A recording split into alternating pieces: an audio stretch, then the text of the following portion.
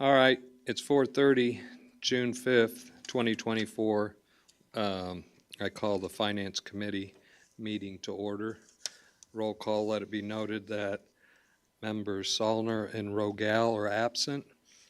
We do have 4 board members. We can conduct business. Item number 2, consent agenda. I'll combine both A and B. Approval of the minutes, May 8th, regular meeting, and B, recommend approval of the bills and transfers. We do not have any transfers, but the total on the bill is $751,283.90, and I entertain a motion. Motion by Erickson, second by Lehman. All those in favor signify by saying aye. Aye. Any opposed? Motion carries. Okay, bills are paid. There are no members of the public or county employees. Thank you. On to item 4A, Kathy Michael, County Clerk. She did inform me that she has no action items and no information to, well, she has information to be presented, obviously. Does any board members have any questions on the information? Seeing none, we'll move on to the next item. Item 4B, Timothy Jorzak, Supervisor of Assessment, also has no action items or any other information. On to item 4C, Becky McNeil, County Treasurer. She is here with us. She brings forth one action item for 1A, accept and place on file the County Treasurer's monthly financial report, and I'll entertain a motion to put that before committee. Motion by Lehman, second by Rosamond Mendoza. The floor is yours, Ms. McNeil. Thank you. The first report you have is the retailer occupation tax summary. Our sales tax, our countywide sales tax, local use cannabis income PPRT. During the month of May, we collected 1.8 million compared to almost 2.2 million a year ago. The biggest reduction there was in the PPRT, and the state of Illinois communicated that to us last year. Due to recalculation, our distributions in 2024 were going to be reduced, so they certainly are. The year-to-date comparison, we currently have vouchers of $7,494,000, and we have compared to 2023 of $8,378,000. So year-to-date, we are currently down by $884,250. Looking at budget right now, 5 months into the year, we would like to be at $7,607,000. We are again at $7,494,000, so we're just slightly under budget overall by $112,705. The shared sales tax for the month of May, Town of Normal remitted $155,449. City of Bloomington, they did not remit their payment during May. We found out today it was just a glitch in their accounting system, and so they are expecting to send that to us tomorrow in the amount of $222,000. But I'll put that number in officially next month once that comes through. But our year-to-date receipts from Town of Normal, $873,000. City of Bloomington, $1,029,000. Total of $1,902,000. I'm not going to compare it to 2023 because 2023 has that City of Bloomington in there, and I think that if we did, it would be so very, very close to the prior year. So overall, that fund has equity of $18,013,573 at the end of May. On the property tax side, obviously during the month of May, our property tax bills hit the mail. Our first installment was due on Monday, just this past Monday, so it has been really crazy in the office. We were able to get a first distribution out at the very end of May to the county. That was $7,971,105. To overall, all of our taxing districts, it was like 74 million that we pushed out. We're going to push another one out tomorrow, so we are right on schedule with all of that work. The motor fuel tax, you can see the regular county motor fuel for the month of May. We received 166,000. Our renewal fund, from the renewal fund, we received 171,000. Interesting how the distributions from the renewal fund are actually higher than the regular county motor fuel tax, but we knew that was eventually going to happen once they started releasing those funds to the counties. The township motor fuel regular distribution was 137,000. Renewal was 141,000. Total motor fuel from the county to date, 1,658,000. Total township motor fuel, 1,367,000. So about 1.4 million from that renewal fund. The treasurer's report, again, because of property taxes, I did not spend a whole lot of time gathering rates for you. The only rate on this report this month that I was able to go out and grab real quick and update is the Illinois funds rate, and we're currently getting 5.42% at the Illinois funds. So that's an astonishing rate. I think that when you hear about our 2023 financials next month, hopefully you will hear that interest income was quite substantial during fiscal year 2023. Overall, across all funds, 109,106,472. Some of these, when you see these negative numbers, just do not be concerned about that. For example, in the, I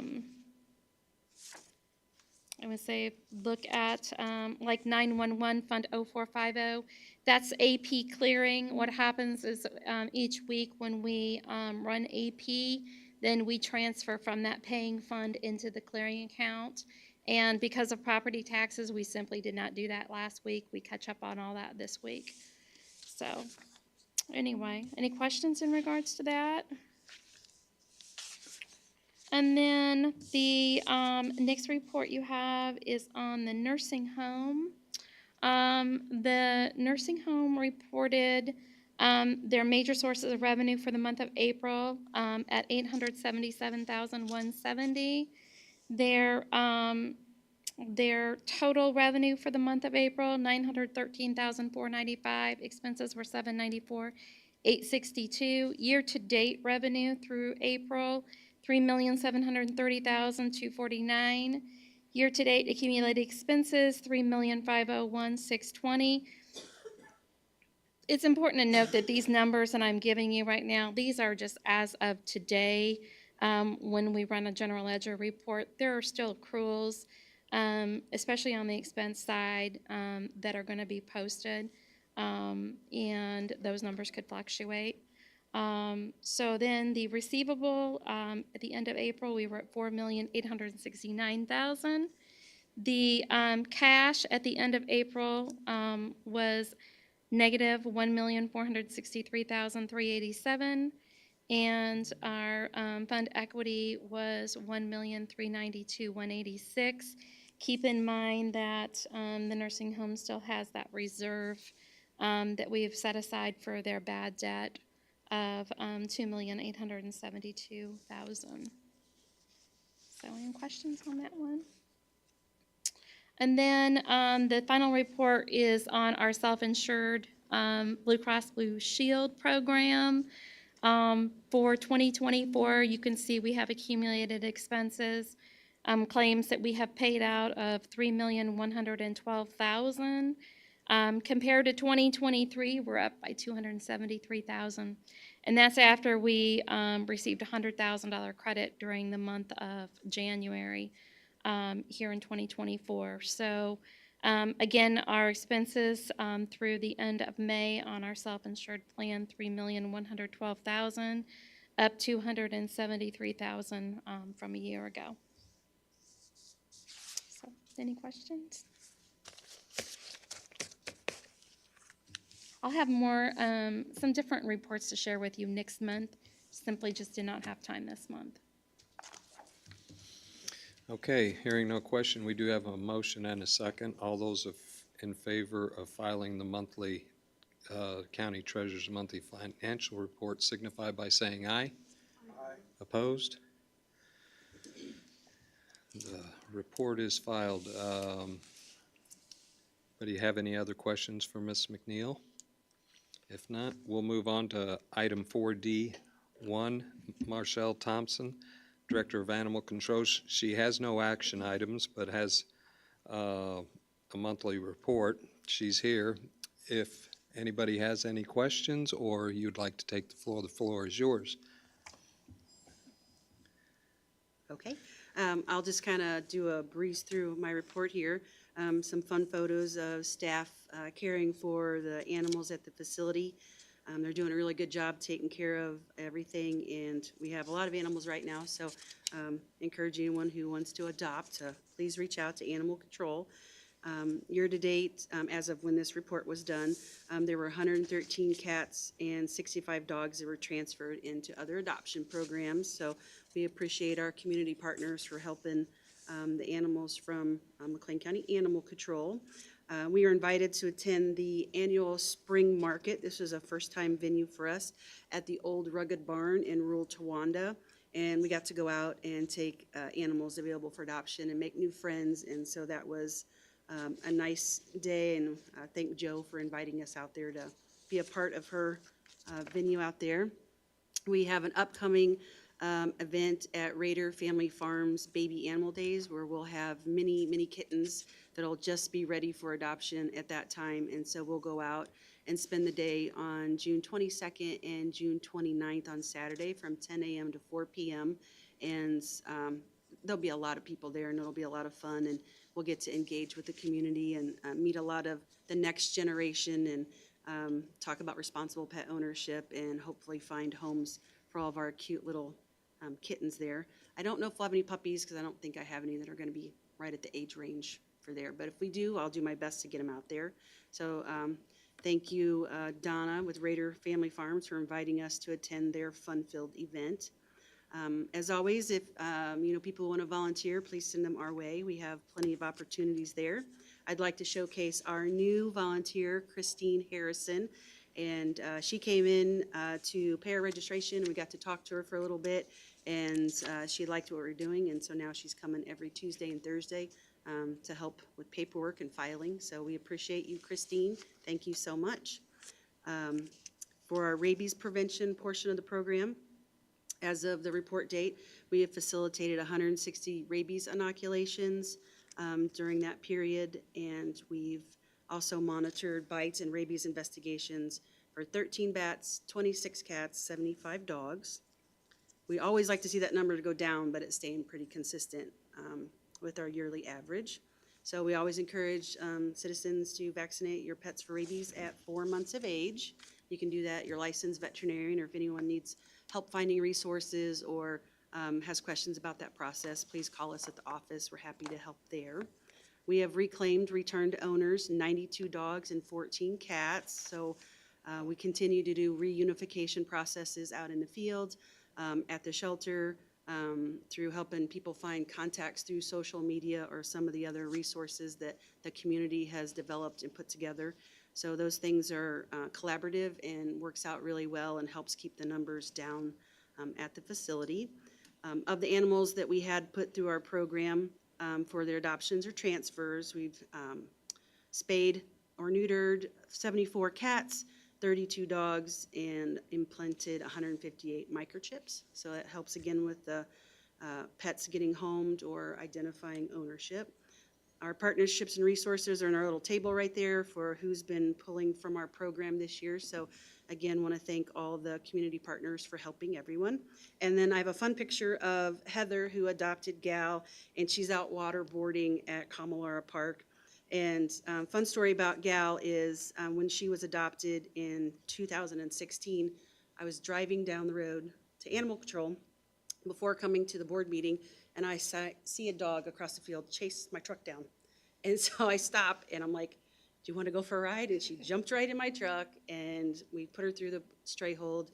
And then she was adopted to Heather, and now they go waterboarding. They spend a lot of time out at Kamalara Park, and it's a fantastic partnership. I think she's even done a few cameos on State Farm's processes that they do on Facebook, so she's becoming quite famous. And she does bite prevention programs, so we like Gal. She's a good girl. I want to thank Heather for all the help she does too. She's also a MCAC volunteer. And then Marvin was transferred to the Humane Society from last month. And then the new showcase pets for June are Thunder and Lightning, so they're available. They'll also be going to Raider Family Farms, but if anyone is interested, they're super sweet cats, so I'd like to see them get a home. And we're still doing all of our strong business practices. I can go through all those, or if you have questions about those things, happy to answer any questions. But thanks again for the community support and the support from everyone here. Goes a long way to helping the animals. Thank you. Hearing no other questions, thank you for your report, and keep up the good work. Thank you. Okay, moving on to item 4E. Michelle Anderson, County Auditor, is not here. She has no action items, and she did give in her report 9 pages. If anybody has any questions, I'd be happy to try to answer them. Hearing none, on to item 4F. Cassie Taylor, County Administrator, brings 3 action items. Those are 4F1B, request approval of a position reclassification in Court Service Department. I'd entertain a motion to bring it before the committee. Motion by Rosamond Mendoza, seconded by Val Lehman, Vice Chair. Floor is yours, Ms. Taylor. Thank you, Chair Frederick. So this action item is 4F1A, and Suzanne Montoya is here from Court Services. You have her memo on page 19. This reclassification is to move a position from a PO1 position to a PO2 position to be the training officer for the department. As a reminder, probation officers, and Suzanne will have to correct me if it's changed, but probation officers are required to do 40 hours of training that is approved through AOIC in their first year of service, and then 20 hours of approved training every year thereafter.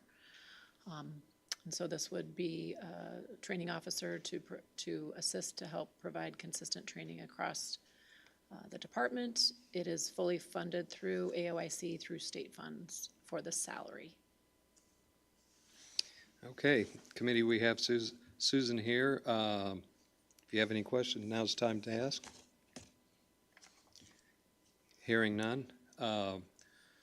Item 4F1A, we have a motion and a second. All those in favor of this action item signify by saying aye. Aye. Opposed? Motion carries. Second action item is 4F1B, request approval of a resolution amending the funding full-time equivalent position resolution for fiscal year 2024 Fund 0107. Is there a motion to bring this before committee? Motion by Vice Chair Lehman, seconded by Member Rosamond Mendoza. The floor is yours, Ms. Taylor. Thank you, Chair Frederick. So this memo can be found on page 24 in your packet.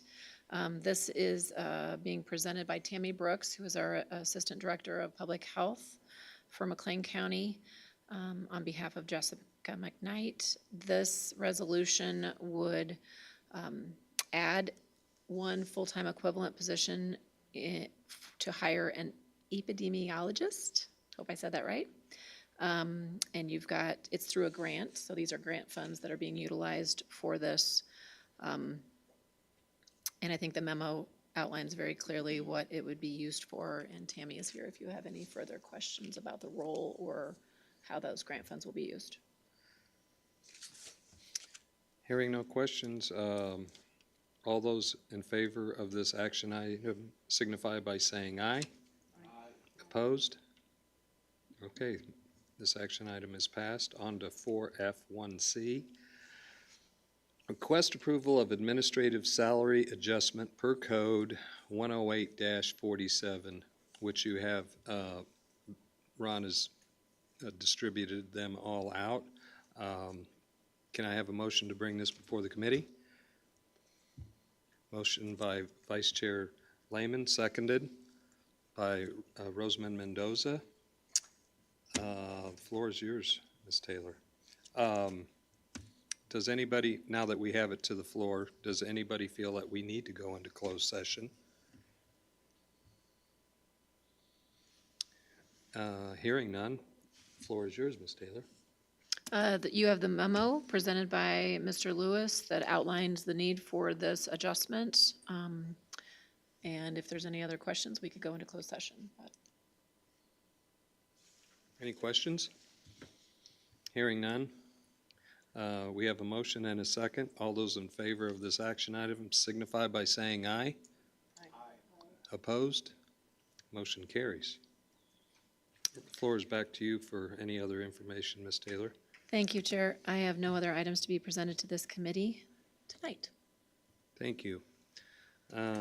Any business or communications before this board? Hearing no further business, our next meeting is July 3rd. Kind of a bad time. Please, I'm planning on being here, but we certainly understand the situation. Didn't this happen last year? It usually happens in July. So I'm blaming it all on Julie Morlock, but.